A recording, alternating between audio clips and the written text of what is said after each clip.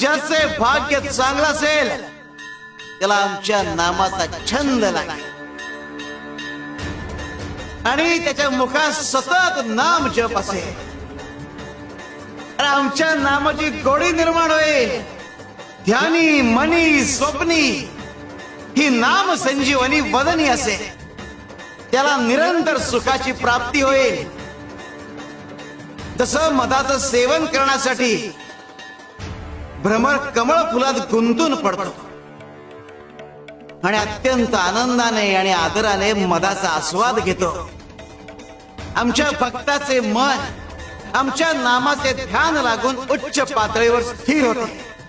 मन नामात एकाग्र होईल. त्याची चंचलता नाहीशी होईल आणि त्याचे उन्मन होईल.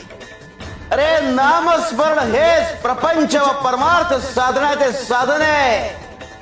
शिवाय शंकर.